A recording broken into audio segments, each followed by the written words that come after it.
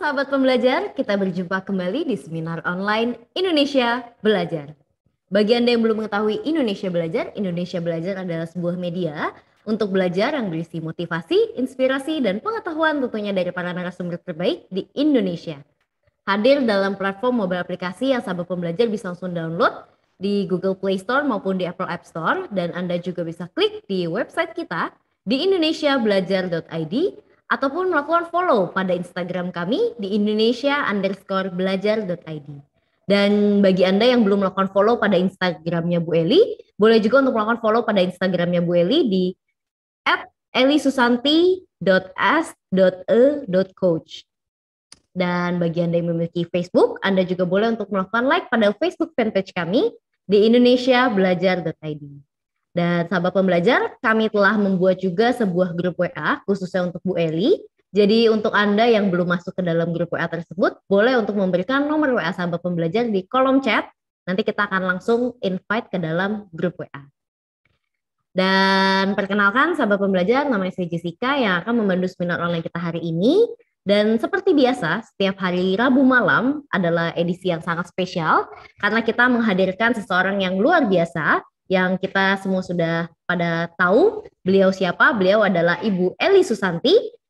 Ibu Eli Susanti merupakan seorang life coach yang tentunya sudah berpengalaman dan membantu menyelesaikan permasalahan yang dialami oleh kehidupan banyak orang. Tentunya beliau sudah hadir di tengah-tengah kita. Kita sapa terlebih dahulu. Selamat malam Bu Eli, apa kabar? Selamat malam Jess. Ya. Sehat Jess? Sehat, Bu Eli semakin cerah ya kita lihat di sini ya. Terima kasih, begitu juga kamu. Amin, oke. Untuk itu, sebelum kita masuk ke dalam tema, kita ada sesuatu untuk Bu Eli, kita sama-sama lihat dulu sekilas, silakan. Happy birthday. Ya ampun. Happy birthday to you. Happy birthday, happy birthday, happy birthday to you. Yeay. Terima kasih. Selamat ulang tahun Bu Eli. Selamat Terima ulang kasih, tahun. Jess. Sehat selalu dan bahagia selalu. Yeay. Bahagia selalu dan sehat selalu buat kita semua. Thank you ya. Thank you Bu Eli. Terharu. Oke, sahabat pembelajar, memang Bu Eli ini sedang berulang tahun ya di tanggal 2 November. Jadi sahabat pembelajar boleh ucapkan ke Bu Eli di kolom chat untuk selamat ulang tahun. Terima kasih Oke. Jess. Terima Saya terima kasih Bu semua Eli. ucapannya. Kamu kasih PR ke teman-teman nih. Oke, sahabat pembelajar dan juga Bu Eli, tema seminar online kita hari ini adalah terbebas dari masalah. Menjalani kehidupan sebagai manusia itu memang kita sering berhadapan dengan yang namanya masalah. Bagaimana sih sebenarnya cara terbebas dari masalah? Hari ini kita akan bahas bersama-sama dengan Bu Eli. Jadi sahabat pembelajar jangan keluar dulu sampai kita benar-benar selesai. Dan bagi Anda yang ingin bertanya, Anda boleh langsung tulis saja pertanyaannya di dalam kolom chat. Nanti pada saat sesi tanya jawab, kita akan bacakan dan kita akan bahas satu persatu. Dan tanpa berlama-lama lagi, sahabat pembelajar dan juga Bu Eli, kita langsung mulai saja. Bagaimana nih Bu Eli, penjelasan mengenai terbebas dari masalah? Silahkan. Oke, sebelumnya sekali lagi thank you ya Jess sama tim Indonesia Belajar. Surprise-nya menyenangkan, jadi terharu. Kemudian teman-teman semua yang ada di sini, selamat datang kembali.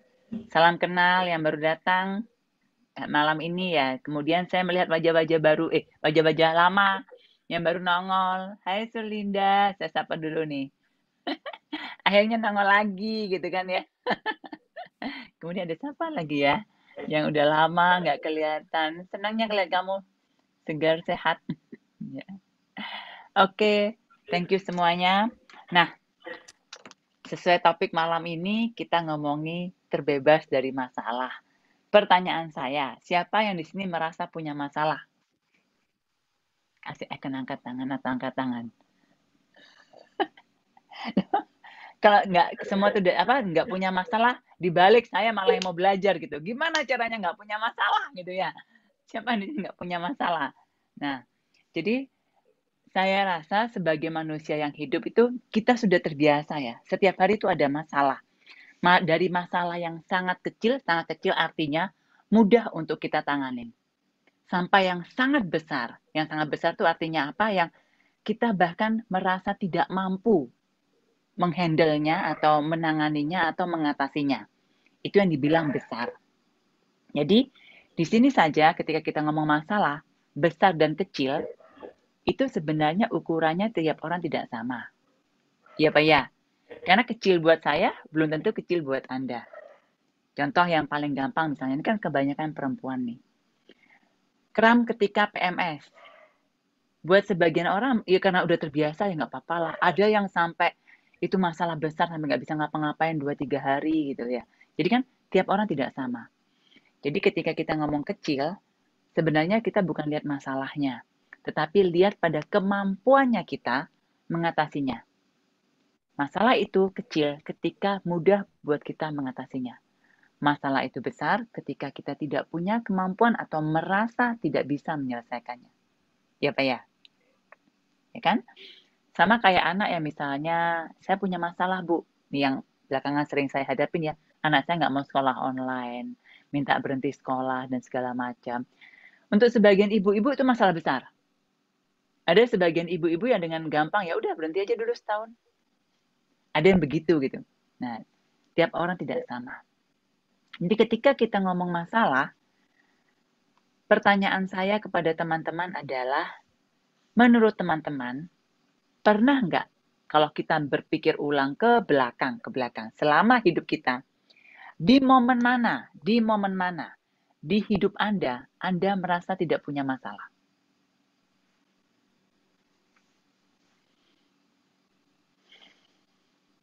Yang ini boleh buka mic jawab. Di momen mana Anda merasa sama sekali hidupnya tidak punya masalah? Di momen mana? Pernah nggak mengalami hal seperti itu? Nggak ada Bu, hidup saya nggak ada masalah. Hidup saya semua bagus. Nggak ada. Artinya saya akan mengartikan jawaban teman-teman yang bilang tidak ada ya. Artinya, hampir di setiap langkah kehidupan itu ada masalah. Apakah artinya begitu? Kalau Anda tidak bisa menemukan satu momen saja di kehidupan yang kita tidak punya masalah. Artinya hampir setiap momen itu momen hidupnya kita itu kita punya masalah. Kalau begitu, apakah boleh saya menyimpulkan yang namanya masalah tidak akan pernah habis? Karena kalau kita flashback ke belakang, ya tadi saya ditanyain, ya si Bu Eli umur berapa? Saya bilang saya umur 46. Oke, selama 46 tahun ke belakang, itu kan ya. Nah, itu kan tidak pernah berhenti masalah, selalu ada masalah. Nah, kalau sudah 46 tahun, saya tidak bisa terlepas dari masalah. Tanpa saya sadarin, saya akan berasumsi bahwa masalah itu akan ada terus. Apakah Anda juga begitu? Karena sepanjang hidup saya nggak pernah terlepas dari masalah.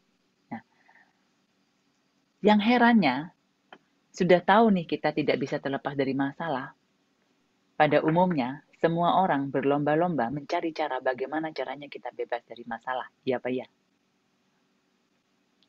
Ikut seminar motivasi, ikut dengerin ceramah, dan segala macamnya agar kita terbebas dari masalah.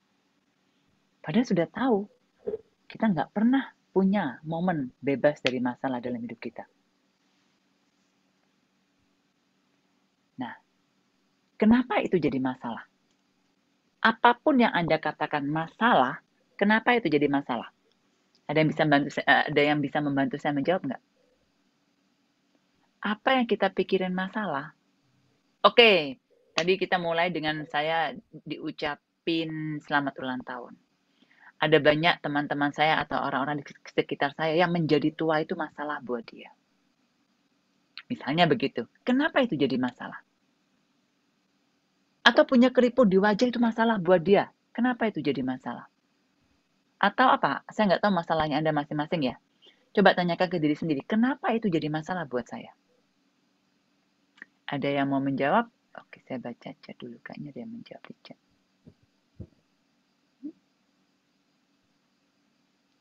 Gimana saya caranya buka chatnya? Nggak mau nih.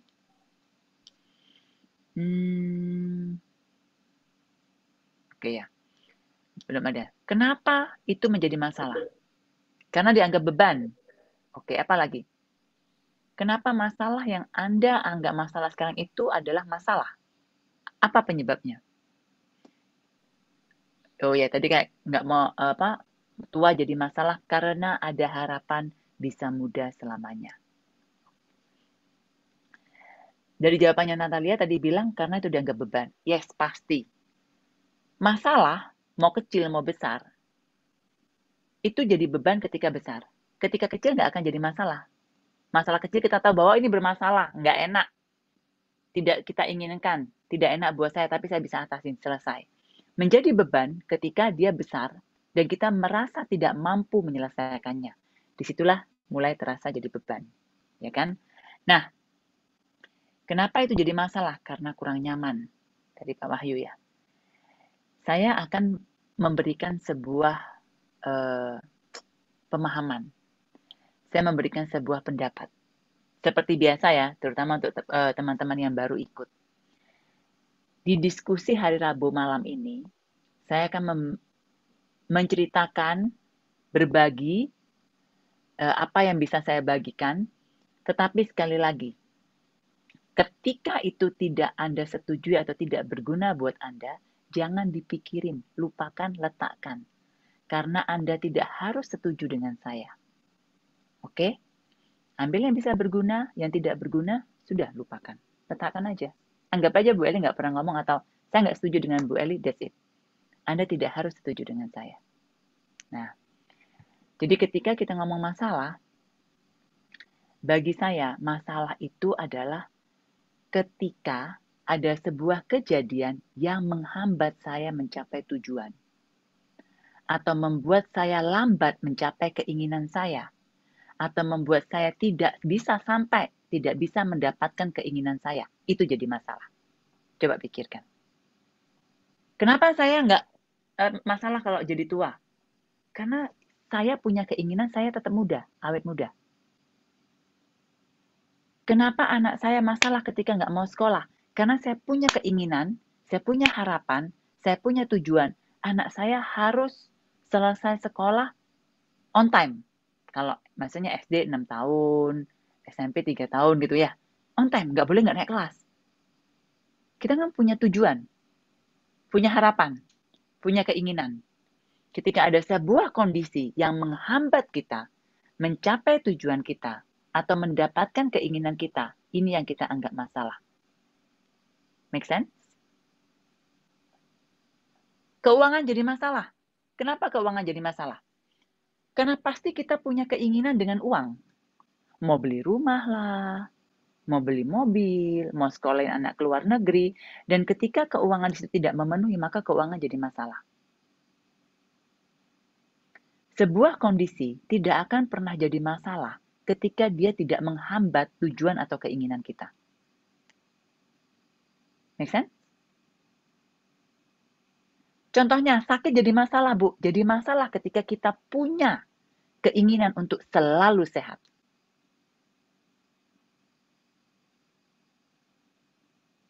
Tubuhnya pendek, Bu. Bu, saya pendek jadi masalah. Jadi masalah ketika kita ingin tinggi. Ketika kita ingin sama seperti yang lain tingginya. Atau mengikuti standar tinggi. Minimal 160 lah yang cantik. Kalau nggak 160 nggak bagus lah dan segala macamnya. Kita punya keinginan. Maka tinggi badan kita jadi masalah ketika cuma 150. Tetapi kalau kita tidak punya keinginan, maka tidak akan jadi masalah kondisi itu. Karena tidak menghambat, tidak memperlambat. Kenapa ketika saya gemuk berat badan saya lebih dari, katakanlah lebih dari 70. Jadi masalah buat saya. Ada dua, bisa masalah kesehatan, masalah faktor estetika, kecantikan, penampilan. Kita punya keinginan di situ. Ya kan? Nah, yang ingin saya ajak teman-teman merenungkan malam ini adalah coba pilih salah satu hal yang Anda anggap masalah. Setelah itu coba renungkan. Ini saya anggap masalah karena saya punya keinginan apa? sebenarnya apa yang saya tuju? Sampai hal ini saya anggap masalah. Contohnya saya sakit MAH. Kemarin saya pulang ke kampung halaman, pas di hari ulang tahun saya sakit perut, lambungnya saya sakit banget. Ya, kenapa sakit? 3 hari berturut-turut saya makan durian, makan nangka, makan pokoknya begitu, dan ya namanya pulang kampung, orang tua saya mama masak masakan yang enak, wah makannya berantakan. Maksudnya kan kayaknya kalau kita pulang kampung tuh makanan sebulan kita pengennya makan sehari gitu ya. Semua dimakan. Nah, lambung saya protes. Dan protes jadi dia mengeras dan agak sakit gitu. Kalau saya punya tujuan bahwa lambung saya tidak boleh sakit, maka akan jadi masalah buat saya. Kemarin sedikit jadi masalah buat saya, kenapa? Karena saya pengen makan bubur Madura yang dibuatin tante saya. Tante saya khusus buat untuk saya. Aduh, saya merasa, aduh pengen banget, terus masih pengen makan durian, tapi lambung saya sakit gitu. Jadinya itu jadi masalah, karena itu menghambat keinginan saya. Kalau saya nggak punya keinginan makan itu, biasanya saya tenang-tenang aja, ya udah sakit ya sakit lah, dinikmatin aja. Tapi karena saya punya keinginan, tiba-tiba itu jadi kayak gimana caranya cepat sehat ya, gimana caranya biar saya cepat kentut ya, dan segala macamnya biar saya bisa, karena saya punya keinginan untuk melakukan sesuatu dan kondisi itu menghambat saya.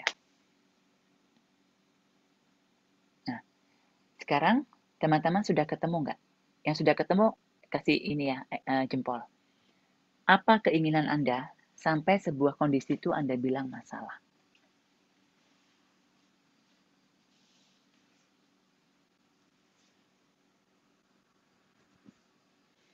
Mega udah ketemu. Jadi misalnya gini, sekarang itu Bu, masalah saya adalah relasi dengan pasangan. Misalnya. Kenapa itu jadi masalah? Karena saya punya keinginan, suami saya tuh harus jujur kepada saya. Apapun ngomong. Sekarang ada sesuatu yang dia sembunyikan. Atau karena saya punya keinginan, keluarga saya tuh harus harmonis. Sekarang ini bagi saya tidak harmonis standar saya gitu. Jadi pilih salah satu masalah Anda, kemudian temukan keinginan atau tujuan yang ingin Anda capai, dan itu terhambat oleh masalah Anda sekarang.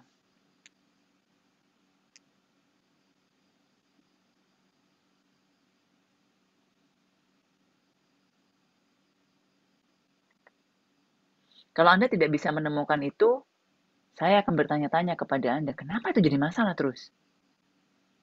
Nah, kalau Anda pun tidak bisa menemukan itu, ada beberapa kemungkinan. Yang pertama, karena Anda tidak terbiasa untuk melihat goal, untuk melihat tujuan, untuk melihat mengakui keinginan Anda.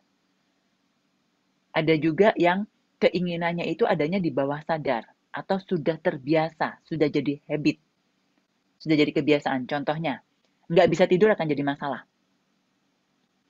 Tidak bisa tidur tuh, orang jadi, kok aku nggak bisa tidur ya, aku susah tidur ya. Sampai cari dokter dan segala macamnya.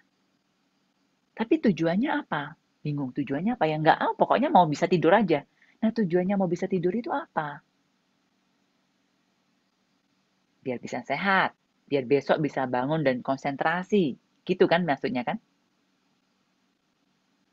Nah, seringkali orang itu karena terpakunya dengan masalahnya, sampai tidak melihat apa sih yang ingin dicapai dengan ada masalah ini. Saya tuh membayangkan tuh gini ya, kalau saya mau jalan, nih dari sini, tujuannya mau nyampe di ujung sini, mau jalan. Tiba-tiba ada ini, di tengah jalan. Ini masalah nih. Oke? Ketika saya berjalan dan ketemu ini dan saya nggak bisa lewat, ini yang kita sebut masalah. Make sense? Tapi kalau kita nggak mau kemana-mana, bahkan saya nggak tahu bahwa ada ini, ketika sampai di sini, ya diam aja di sini. Bahkan tidak merasa ini hambatan. Karena kita nggak punya tujuan di sini. Make sense? Nah, sekarang saya mau Anda menemukan, letakkan dulu ini di sini, coba melihat lebih jauh ke atas, apa sih yang Anda mau di ujung sini nih? Di sini nih Anda maunya apa?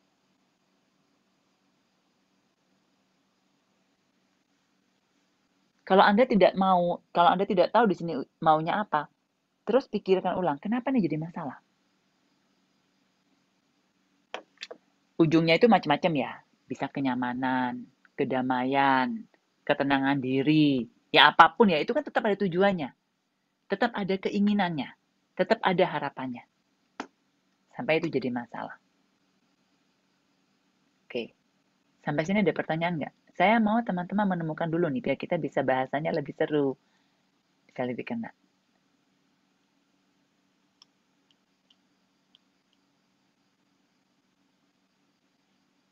Tadi ada yang jawab dari Putri, itu jadi masalah karena punya belief yang bertentangan. Yes, itu salah satunya.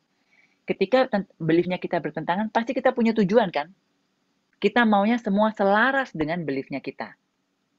Artinya tujuannya kita adalah belief ini teraplikasi di kehidupannya kita. Ternyata nggak bisa loh. Yang teraplikasi di kehidupan kita bukan belief ini. Ada kondisi-kondisi yang menghambat. Kondisinya akan jadi masalah. Tujuannya apa? Punya kehidupan yang selaras dengan belief. Tujuannya itu jadinya. Make sense? Nah, saya akan kasih tahu caranya nanti. Tetapi sebelum itu saya mau teman-teman menemukannya. Tidak harus mengatakan kepada saya, tidak harus ditulis atau berbagi, tapi at least kasih sinyal aja bahwa, oke Bu, sudah ketemu. Tetapi kalau bisa sharing, akan lebih bagus, akan memberikan inspirasi kepada yang lain. Mas, ini ada yang chat juga dari Pak Wahyu, masalahnya adalah belum bisa menyamakan tujuan dengan anak. Ya, itu masalahnya ya Pak ya. Jadi, ya masalahnya Bapak adalah belum bisa menyamakan tujuan. Punya perbedaan tujuan, ini ya. Di sininya adalah menyamakan tujuan. Ya, oke. Pak, pertanyaan saya gini. Bapak mau menyamakan tujuan atau mau anak ikut tujuannya Bapak? Karena kalau menyamakan itu lebih gampang, Pak. Bapak ikut aja punyanya anak, pasti sama. Ya kan, Pak? Jadi pertanyaannya, Bapak mau menyamakan tujuan atau Bapak mau anak Bapak ikut tujuannya Bapak?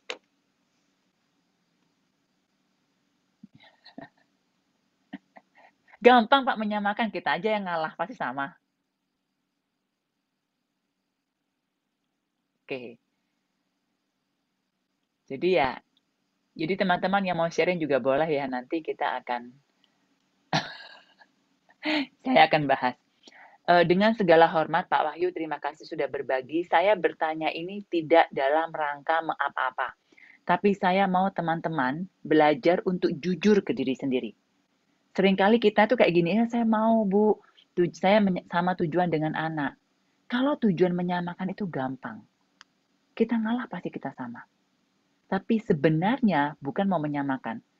Kebanyakan kita mau orang tua tuh maunya anak nurut dengan tujuannya kita. Dan itu yang belum bisa. Dan it's okay loh untuk itu. Nah, kalau kita salah melihat yang di sini, ininya nggak akan selesai-selesai. Biasanya begitu. Nah, jadinya ini saya mengajak teman-teman untuk jelas di sini. Maunya apa sih sebenarnya? Tujuannya apa sih? Kenapa ingin ini nggak ada? Terbebas dari sini. Saya ambil contohnya Pak Wahyu ya Pak. Thank you banget Pak Wahyu memberikan contoh ini dan ini jadi bisa menjadi pembelajaran buat kita semua. Kayak tadi itu, Bu, saya mau menyamakan masalah dengan anak, menyamakan tujuan dengan anak. Sekarang ini nggak sama. Padahal tujuannya bukan mau menyamakan loh. Karena kalau mau disamakan kan tadi saya bilang gampang, tinggal ngalah. Bukan. Tujuan di sini adalah saya mau dia nurut dengan tujuan saya atau paling tidak ikut, tidak terlalu melenceng jauh dari tujuan yang saya bayangkan. Itu tujuan di sini loh. Dan ini masih belum terjadi. Karena dia punya keinginan sendiri. Dia punya tujuan sendiri. Ya. Kalau Anda bisa sangat jelas apa yang ingin Anda capai, itu mempermudah kita mengatasi masalah kita. Bukan berarti bisa hilang, tidak. Tapi mempermudah, karena Anda jelas mau kemana. Oke. Kemudian, misalnya dari Yulin, tidak tergantung pada orang tua tentang keuangan. Nah, oke. Di sini kalau Yulin mau cek lebih dalam, apa yang membuat Yulin merasa tidak ingin tergantung keuangan? Misalnya, tidak mau jadi beban orang tua. Saya mau merasa bisa punya kebanggaan. Saya punya apa? Coba cek lagi ke dalam. Tetapi sementara ini, kita pakai ini dulu ya. Artinya keuangan menjadi masalah. Kata tidak tergantung, boleh dieksplor lagi enggak? Diperluas lagi enggak? Dijabarkan lagi enggak? Artinya apa?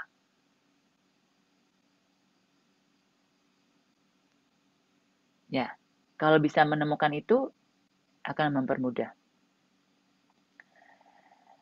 Oke, tujuannya ada yang Putri ya, tujuannya berat badan 50 kembali seperti kondisi saat usia 25.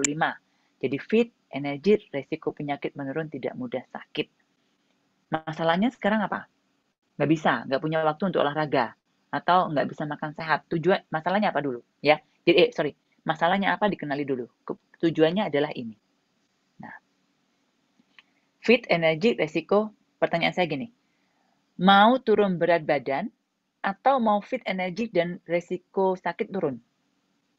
Lebih penting mana? Berat badan dan fit, energi, resiko sakit turun. Atau saya ganti pertanyaan saya, apakah dengan berat badan turun seperti waktu muda, pasti Anda lebih fit?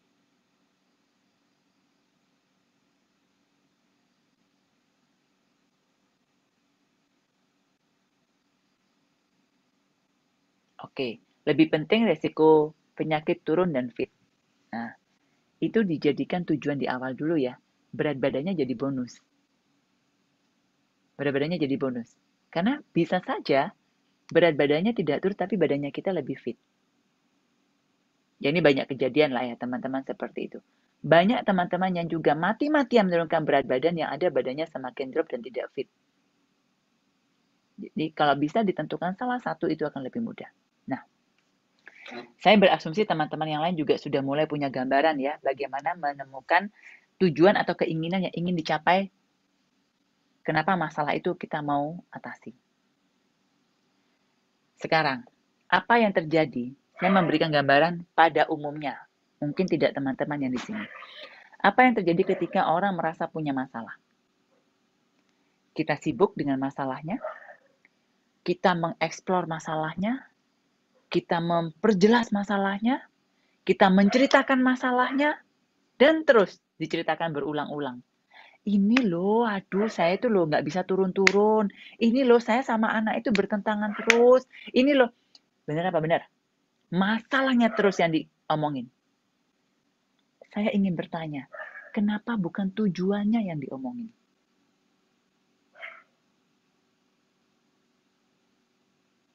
Coba tanyakan ke diri sendiri. Kalau memang masalah itu ada sebagai hambatan untuk mencapai sesuatu yang kita inginkan, sesuatu yang kita harapkan, kenapa bukan harapan atau keinginannya yang kita omongkan? Berulang-ulang, berkali-kali.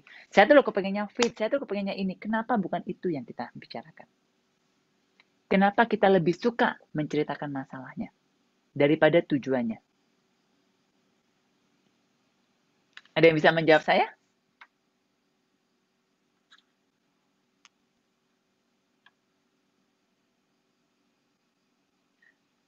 Ini pada diem karena terpesona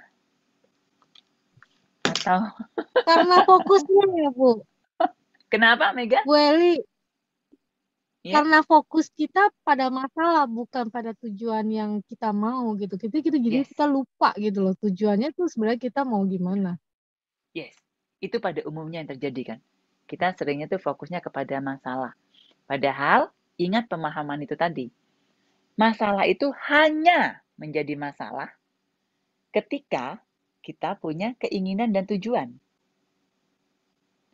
Ketika kita tidak perlu ke sini, ini tidak akan jadi masalah.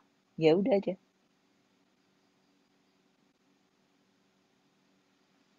Make sense? Jadi mulai sekarang, setiap kali Anda merasa punya masalah, saya mengajak Anda untuk mikir, ini jadi masalah karena saya punya tujuan kemana ya? Apa yang saya harapkan? Apa yang saya inginkan? apa yang ingin saya dapatkan ketika masalah ini selesai, ketika masalah ini bisa teratasi. Oke. Masalahnya ini adalah kenapa belum triliuner.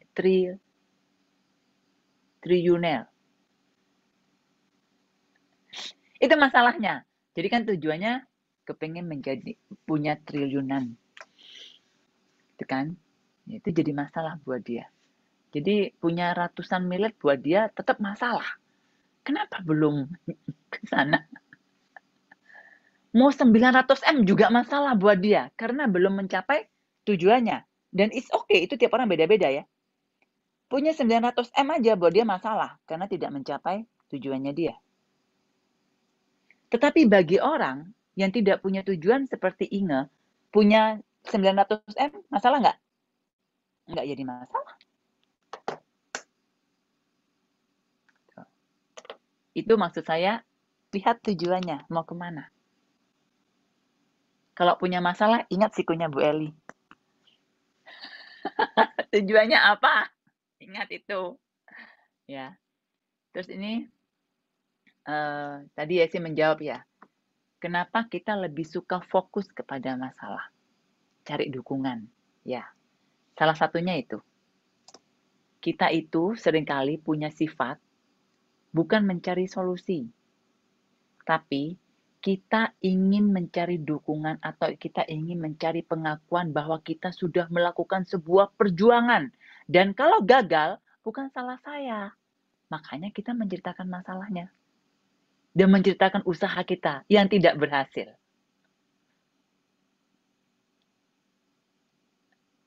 Sebenarnya ketika kita sedang membicarakan masalah kita dan menceritakan perjuangannya kita yang belum berhasil, atau kita sudah menganggap tidak berhasil, tanpa kita sadarin, tanpa kita sadarin itu kita sudah berhenti berusaha, karena kita sudah melakukan pembenaran. Aku sudah gini loh, aku sudah gini loh, aku sudah gini loh, tapi tetap aja gagal, tetap aja nggak bisa gini. Seakan-akan kita ingin memberitahu kepada semua orang atau kepada diri sendiri bahwa saya sudah berusaha dan saya nggak punya kemampuan untuk melampaui masalah ini. Jadi ya bukan salah saya kalau saya nggak nyampe. Ya, anyway, untuk bisa merasakan itu beneran dibutuhkan kejujuran dapat dari diri sendiri. Mungkin Anda punya pengalaman yang berbeda, Anda punya persepsi yang berbeda. Kenapa Anda lebih suka menceritakan masalah Anda daripada tujuan yang ingin dicapai?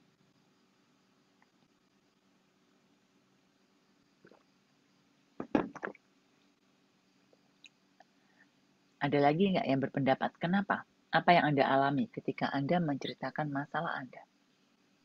Ini ada pertanyaan, Bu, dari Ibu Julius. Bu, kalau ada yang bukan masalah dia, tapi dia selalu menganggap semua masalah dia, ditanya tujuannya itu nggak bisa jawab juga. Apa ada saran dari Bu Eli? Oh, pertanyaan saya begini, masalahnya buat Julius apa?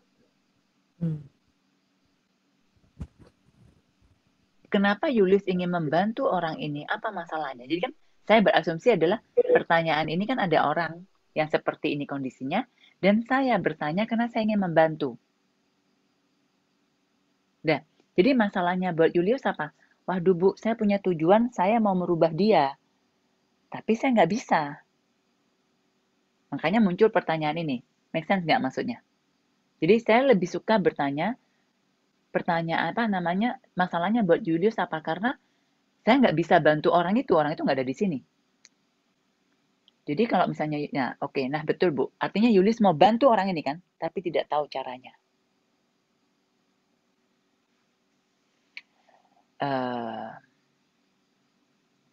Saran saya sih kalau kamu tidak tahu caranya atau ingin bantu dia, kalau memang bukan itu bagianmu, jadilah teman yang baik saja. Jadilah teman atau sahabat atau pasangan atau saudara yang baik.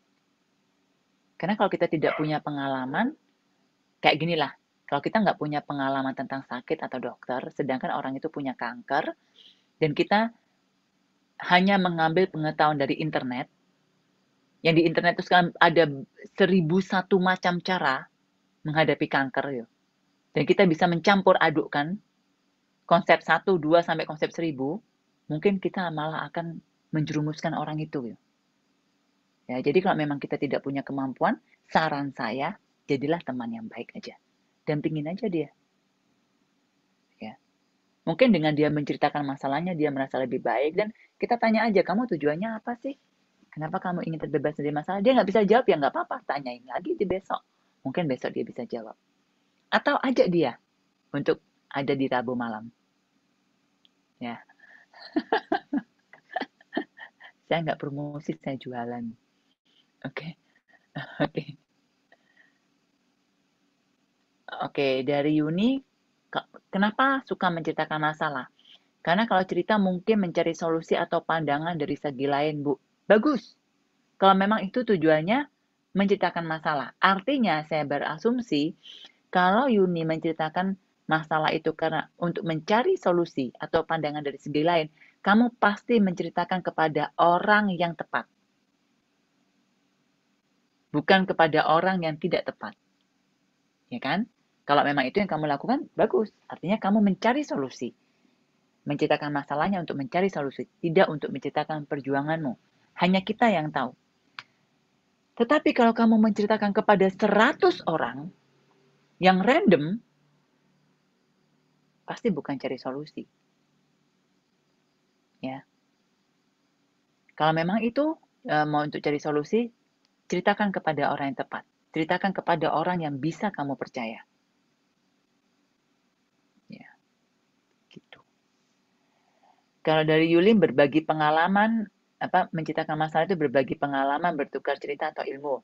Itu mungkin mirip sama punyanya Yuni ya, cari solusi. Jadi kan bagi pengalaman. Oh, ada pandangan dari segi lain. Itu boleh dan itu bagus. Selama berbagi pengalamannya dengan orang yang tepat. Contohnya,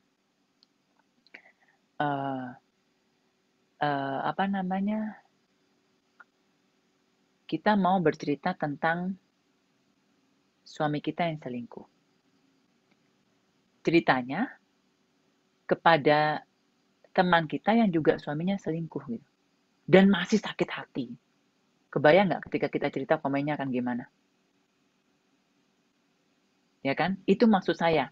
Ketika kita bercerita kepada orang yang tidak tepat, itu hati-hati. Kita berbagi pengalaman, atau kita cari teman, atau kita cari kompor. Sebenarnya apa? Kita yang paling tahu niatnya kita cerita apa. Dan itu dibutuhkan kejujuran. Saya bukan bilang berarti itu tidak boleh. Tidak. Akan sangat baik kalau Anda tahu apa tujuan Anda sebenarnya di balik Anda menceritakan masalah Anda. Dan kepada siapa Anda bercerita.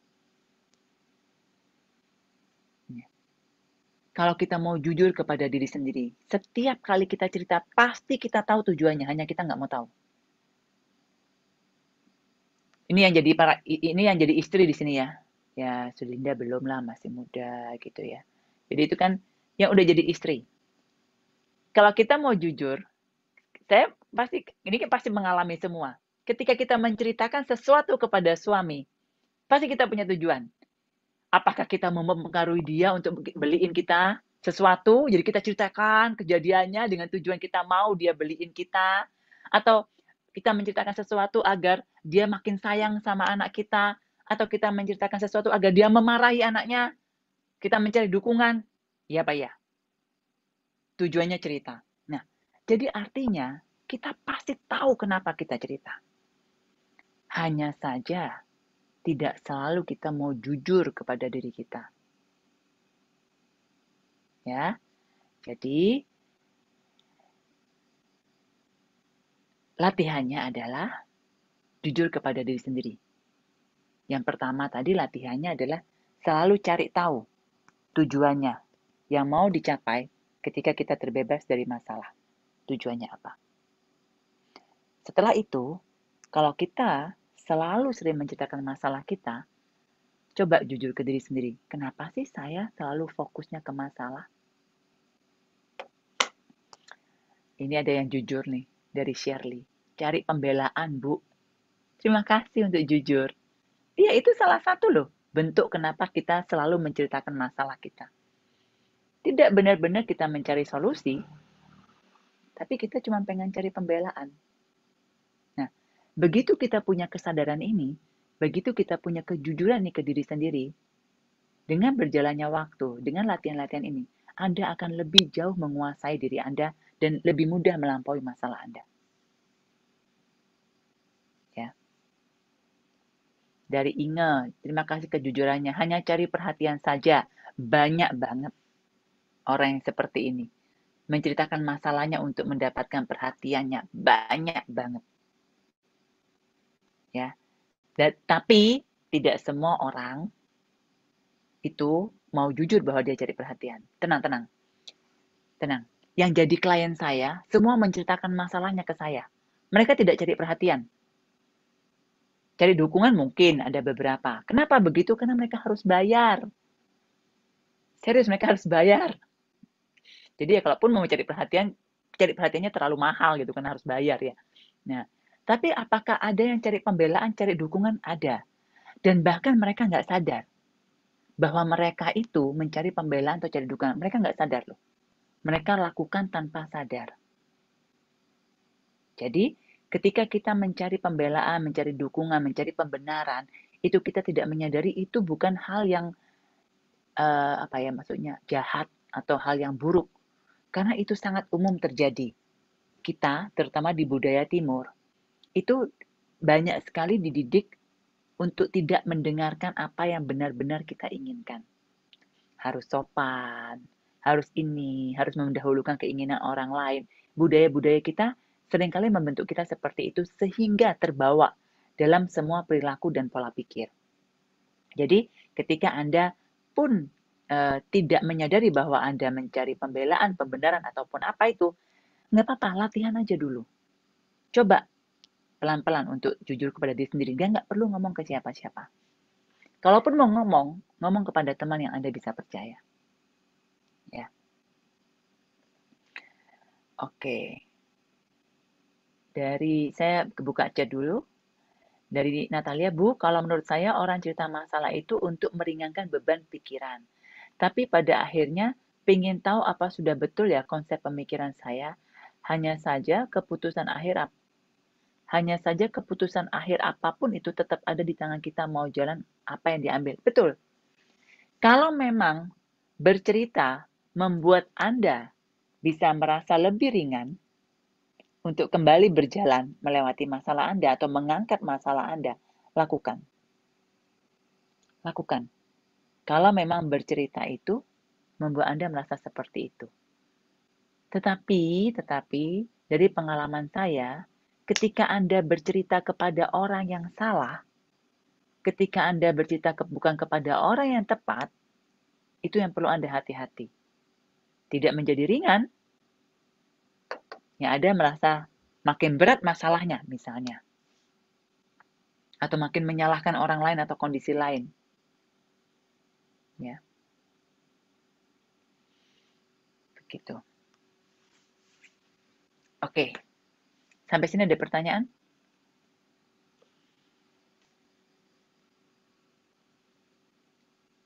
Jadi, sambil menunggu pertanyaan ya, saya mengulang lagi. Yang pertama tadi, setiap kali kita menghadapi masalah, ingat sikutnya Bu Eli. Maksudnya cari tujuannya, apa yang mau dicapai. Kemudian, ketika kita terbiasa fokus kepada masalah, coba cari apa sebenarnya yang kita inginkan dari menceritakan masalah kita berulang-ulang. Dan tidak menemukan solusi, tetap aja kita ceritakan. Saya memberikan contoh klasik. Sekarang udah zaman offline ya, nggak ada beginian. Tapi kalau dulu zaman saya masih muda, masih ngajar ke sekolah-sekolah, naik 10 tahun lalu, masih gerilya lah ke sekolah-sekolah ngajar. Saya tuh sering memperhatikan ibu-ibu yang nungguin anaknya TK atau playgroup pulang. Mereka kan diam di depan sekolah, kumpul-kumpul, ngobrol-ngobrol. Yang diceritakan apa? Waduh, anak saya tuh lo nakalnya, ya ampun, apalagi kalau sama adiknya, suka mukul adiknya, bla bla bla bla. Intinya kebanyakan cerita masalahnya. Kalau didengarkan baik-baik, sebenarnya para ibu-ibu yang bercerita tidak butuh solusi loh. Mereka hanya butuh pengakuan apakah dia adalah ibu yang hebat, bisa mengatasi atau bisa berhadapan dengan anak yang segitu nakalnya, atau dia butuh pengakuan ataupun dukungan bahwa kasihan ya kamu ya, wah kamu berat ya bebannya ya. Jadi butuh itu, atau dia butuh anaknya dipuji. Enggak kok, anakmu lo enggak nakal. Masih lebih nakal anak saya. Kalau ada orang yang ngomong gitu senengnya setengah mati. Oh ya akhirnya dia muji anak saya gitu. Ya kan? Jadi sebenarnya cerita itu tujuannya apa gitu. Ya, itu banyak terjadi. Ya, kalau kita mau jujur. Oke, kalau tidak ada pertanyaan, oh ada satu yang chat. Oh ya nggak apa-apa nge. Bayar mahal saya juga senang ada yang mau dapat perhatian saya dengan membayar, lucu banget sih tapi ya oke. Dari Shirley ya, sebenarnya pingin mau melepas tanggung jawab, padahal sebenarnya kita juga punya andil besar terhadap masalah yang terjadi. Malah mungkin kita biang ownernya mula-mula. Terima kasih share. Kalau kita bilang bahwa tanggung jawab dan biang owner, jawabannya adalah ya. Ya maksudnya gimana Bu? Ya dalam pemahaman yang ini. Ini jadi masalah karena kita punya keinginan. Yang punya keinginan siapa? Jadi biang ownernya siapa? Yang punya harapan siapa? Yang punya tujuan siapa? Siapa yang bilang kita harus jadi triliuner? Sampai punya 900M jadi masalah. Jadi yang punya tanggung jawab dan biang keroknya siapa? Make sense? Jadi memang benar share tanggung jawabnya di kita 100%. Kenapa? Karena kita yang punya keinginan. Dan parahnya adalah di keinginan kita, misalnya ya, kita bermasalah sama pasangan. Kita pun ingin pasangan kita punya keinginan yang sama dengan kita. Itu yang jadi masalah biasanya. Terus pasangannya keinginannya berbeda. Tujuannya kita adalah pasangan punya keinginan yang sama dengan keinginan saya. Bukan menyamakan keinginan loh ya. Itu beda loh. Menyamakan keinginan itu jauh lebih mudah. Yang lebih sulit adalah saya mau pasangan saya punya keinginan yang sama dengan yang saya inginkan. Berbeda jauh dengan menyamakan keinginan. Oke? Nah, jadi yang Sherry bilang benar, sangat benar. Kita bertanggung jawab sepenuhnya. Kita biang keroknya, ya, karena kita yang punya keinginan. Biasanya pertanyaan selanjutnya gitu terus. Jadi gimana Bu? Kita nggak boleh dong punya keinginan. Kita nggak boleh punya harapan. Kita nggak boleh punya tujuan. Enggak, saya nggak bilang begitu. Sah-sah aja Anda punya keinginan. Sah-sah aja Anda punya tujuan. Ketika ada sebuah kondisi yang menghambat, tolong fokus pada tujuannya. Bukan fokus kepada hambatannya. Karena bisa saja tujuan Anda di sini, hambatannya di sini, Anda punya loh kemampuan jalan lewat bawah untuk sampai ke sini. Tapi masalahnya kita fokusnya cuma di sini. Kita lupa untuk fokus kepada tujuan kita. Dan kita lupa, dan bahkan kita tidak bisa melihat kemampuannya kita yang bisa jalan lewat bawah. Oke? Jadi ketika punya masalah, ingin terbebas dari masalah, fokuslah kepada tujuannya. Bu, muncul masalah baru, Bu. Yes, tetap fokus pada tujuannya. Ada harga yang harus dibayar ketika kita mau mencapai tujuan kita. Kita bertanggung jawab penuh terhadap keinginan dan tujuan kita. Karena itu kita yang punya keinginan, bukan orang lain. Saya mau anak saya sehat. Maksain anaknya harus sehat. Anaknya nggak boleh gendut, harus langsing. Anaknya lo nggak mau langsing. Kita orang tuanya yang bingung anaknya harus langsing. Itu maksudnya kan ya. Nah, terus gimana Bu kalau anaknya nggak mau? Ingat, nah, bagaimana kita berkomunikasi dengan anak itu jauh lebih penting, bukan anaknya mau atau tidak mau. Karena Anda meletakkan anaknya tidak mau ini sebagai masalah. Kalau Anda masih mau di sini, cari cara lain. Oh, anaknya nggak mau ya. Mungkin saya harus berkomunikasi. Atau mungkin kita harus bernegosiasi. Atau apa. Tapi kalau kita sudah fokus, pokoknya anaknya nggak mau, Bu. Saya paksa. Yang ada pasti kita akan membuat masalah lebih besar. Bertengkar lah, bersih tegang lah, anaknya lari ke orang lain lah, nggak betah di rumah lah. Karena selalu bersih tegang dengan kita. Oke, jadi kalau Anda punya masalah, fokuslah kepada tujuannya. Cari cara lain untuk mencapai tujuannya. Logikanya adalah ketika Anda bisa mencapai tujuan dengan cara yang berbeda, harusnya yang tadi jadi masalah bukan masalah. Ketika Anda sudah sampai tujuan. Misalnya ya. Saya memberikan contoh. Ini saya terinspirasi dengan pertanyaannya Yulin, tapi ini bukan Yulin. Ya. Misalnya gini. Saya itu mau bebas finansial. Bukan bebas finansial. Saya mau tidak tergantung finansial dari orang tua. Saya kerja nggak cukup, Bu. Suami saya juga harus kerja. Suami saya tuh kerja rugi terus. Jadi sekarang jadi masalah, suaminya kenapa nggak bisa kerja. Misalnya begitu ya. Yang dipermasalahkan, yang buat stres, yang buat depresi adalah kenapa suami saya nggak mau kerja, nggak bisa kerja. Akhirnya dia putus asa, sekarang dia di rumah, dia nganggur, dia nggak mau kerja. Itu jadi masalah. Padahal tujuannya adalah bagaimana kita terbebas, bagaimana kita tidak lagi tergantung finansial dari orang tua. Nah, seandainya ternyata saya bisa bekerja, dan dengan saya bekerja, saya bisa bebas finansial, saya bisa nggak tergantung lagi dari orang tua.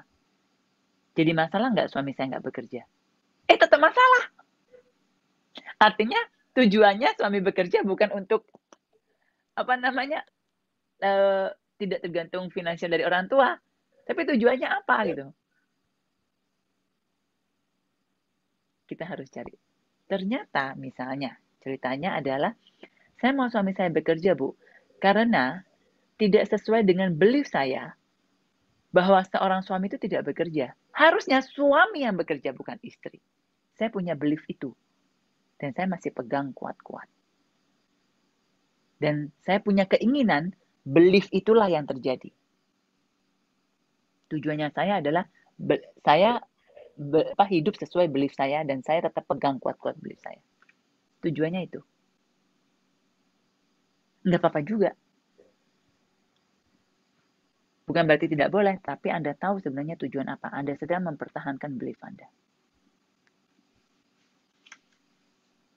Ya. Oke.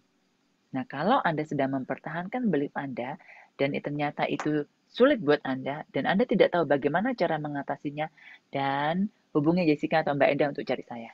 Atau bisa hubungi saya. Tetapi pada dasarnya ketika Anda bisa menyadari itu, ketika itu belief, Anda bisa berpikir apakah itu layak Anda perjuangkan dan mengorbankan apa yang sudah Anda punya. Dari mana Anda punya belief itu? Kenapa Anda mempertahankan belief ini? Apa bagusnya belief ini? Apakah belief ini harus terjadi? Kalau harus, alasannya apa? Coba aja tanyakan itu ke diri sendiri. Renungkan dengan cara-cara seperti itu. Kalau Anda bisa menjawab itu semua, dan Anda bisa punya kesadaran yang jauh lebih baik, Anda bisa tahu benar-benar tahu apa yang Anda inginkan, apa yang benar-benar Anda ingin tuju. Bahkan Anda tidak perlu ketemu saya. Tidak akan ada masalah. Ya.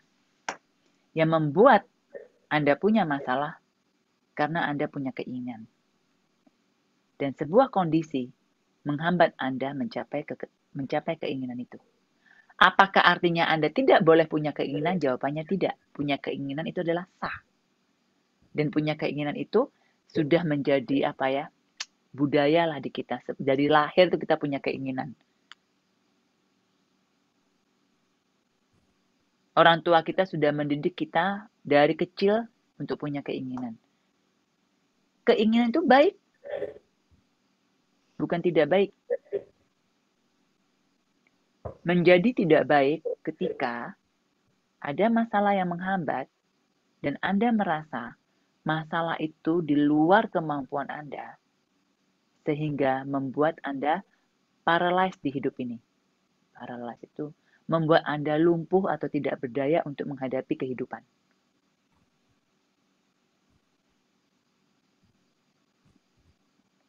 Ya.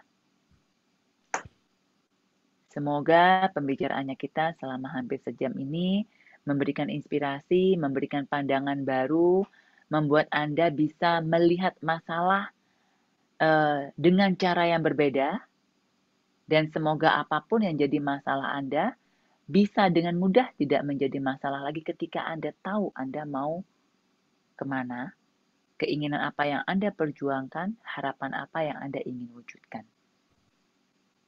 Ya. Kalau ternyata keinginan atau harapannya itu nggak penting-penting banget diperjuangkan, mungkin Anda bisa lepas. Mungkin. Tapi kalau memang penting banget, coba fokus kepada tujuannya, bukan kepada masalahnya. Ya. Oke, saya kembalikan kepada Jessica. Terima kasih Bu Eli, luar biasa sekali. Ini tadi ada satu pertanyaan mungkin dari Ibu Eritrina. Harus punya tujuan yang kontrol sepenuhnya ada di diri kita ya Bu? Tidak harus. Contohnya apa?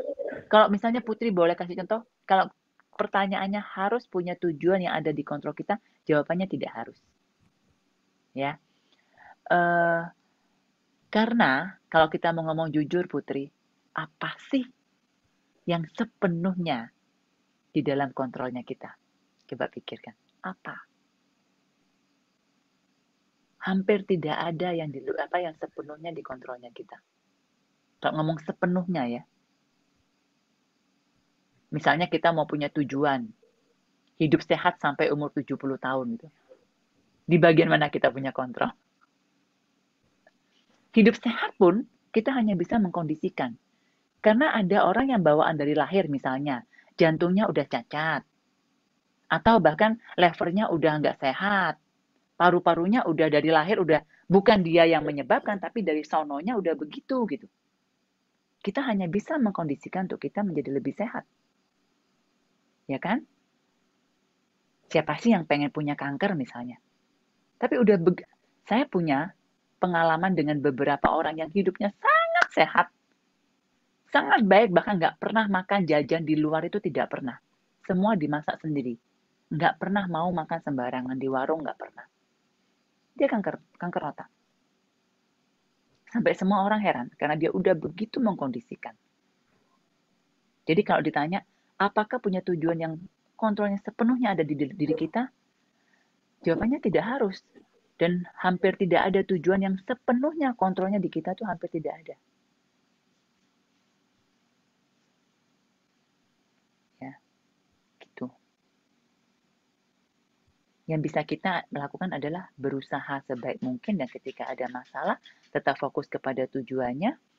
Kalaupun itu misalnya terlalu berat, ya maksud saya gini, coba renungkan kembali apakah tujuan itu memang tujuan yang benar-benar layak kita perjuangkan.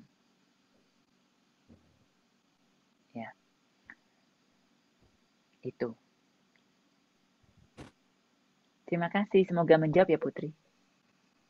Terima kasih Bu Eli, terima kasih juga sahabat pembelajar. Tidak terasa ternyata kita sekarang sudah di penghujung acara, sudah jam 8 lewat. Terima kasih luar biasa sekali Bu Eli atas pencerahan hari ini. Terima kasih juga sahabat pembelajar karena telah hadir bersama-sama di tengah-tengah kita. Jangan lupa minggu depan kita akan bertemu lagi dengan Bu Eli, tentunya dengan tema yang tidak kalah luar biasa dari hari ini ya. Mungkin sebelum saya benar-benar tutup, Bu Eli ingin memberikan sebuah kalimat penutup Silakan. Ya. Kalimat penutupnya begini. Selamat bersahabat, berteman dengan masalah Anda. Selama Anda punya keinginan, jadi terimalah bahwa akan ada banyak kemungkinan yang muncul untuk membuat Anda terhambat atau membuat Anda mungkin lebih pelan mencapai keinginan Anda atau sampai di tujuan, dan Anda melihatnya itu sebagai masalah. Nah, kalau memungkinkan, coba ganti katanya bukan masalah. Anda boleh pilih kata apa saja. Hambatan mungkin daripada masalah. Ya, apapun. Tetapi ketika Anda punya masalah, artinya Anda punya keinginan yang ingin Anda capai. Sampai sebuah kondisi jadi masalah. Punya keinginan adalah hal yang wajar. Saya cuma bisa menghimbau untuk cek ulang keinginan Anda. Apakah itu benar-benar hal yang Anda inginkan dan layak Anda perjuangkan. Kalau memungkinkan dilepas artinya masalah Anda selesai. Kalau tidak memungkinkan dilepas, perjuangkan dengan sepenuh hati, fokus kepada tujuan Anda, cari cara yang lain, cari cara yang bahkan memutar, melampaui masalah Anda. Tetap fokus kepada tujuan Anda, bukan kepada masalahnya. Ya. Kalau tetap tidak bisa, cari saya. Oke, terima kasih Jessica. Terima kasih, luar biasa sekali Bu Eli. Terima kasih juga sahabat pembelajar. Dari tim Indonesia Belajar mohon undur diri. Kita sampai jumpa di minggu depan. Terima kasih. Salam sukses, luar biasa. Stay safe and stay healthy. Thank you Bu Eli. Terima kasih semuanya. Thank Tetap you. sehat. Sampai ketemu lagi.